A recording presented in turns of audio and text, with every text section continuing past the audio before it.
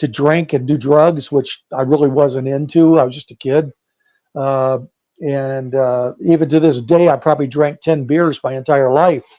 I've had a few mixed drinks in my life, but I'm not a beer drinker. Chris would drink a case of beer a day like it was nothing, just like water. And I was a So he'd clean. start early. Oh, yeah, Would yeah, he yeah, like yeah. wake up and drink? Yeah. Oh, yeah, yeah, yeah. He usually we would go out to the pool, and he loved laying out by the pool. He'd just sit and drink one beer after another till it was time to go to do the show. And then after the show, he'd stop at the liquor store. That was always first stop, was at a liquor store, and he'd buy more beer and a bottle of Southern Comfort. Can't forget the Southern Comfort because that's what Janis Joplin drank. And he always tried to emulate her and Joe Cocker. Those were his two main celebrities that he idolized, was Janis and Joe.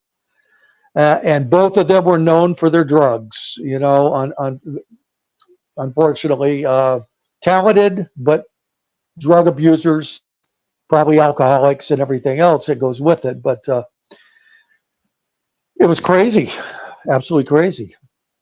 What were the type of drugs that you would see him on? You mentioned in Dark Side of the Ring that hallucinogenic one where he started apparently attacking the crowd, Yeah, which that that would be was. worldwide news today.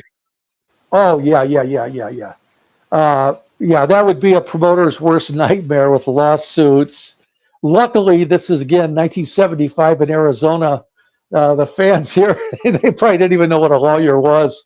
That the last thing on their mind was suing somebody. Chris would just get out of the ring and start punching people in the face. Fans accepted it. They just start punching them back.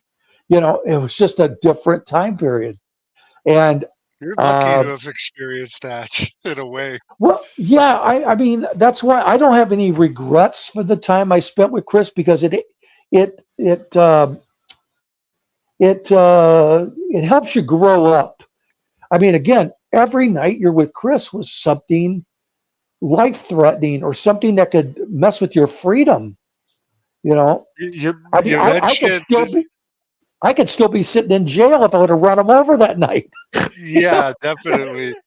You mentioned that the promoters didn't really care if people showed up drunk or high, and Chris would drink all day.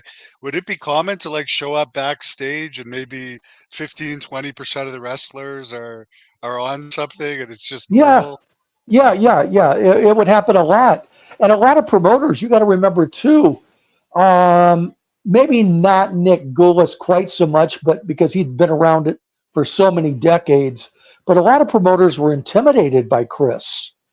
He was 6'1", pretty good sized guy, wild and crazy.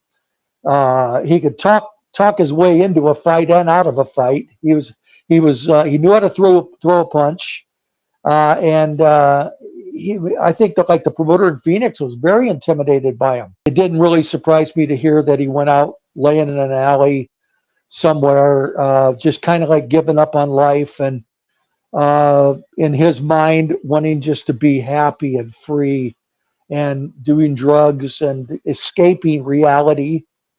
Um, Maybe he was tired of trying to eke out a living and just done.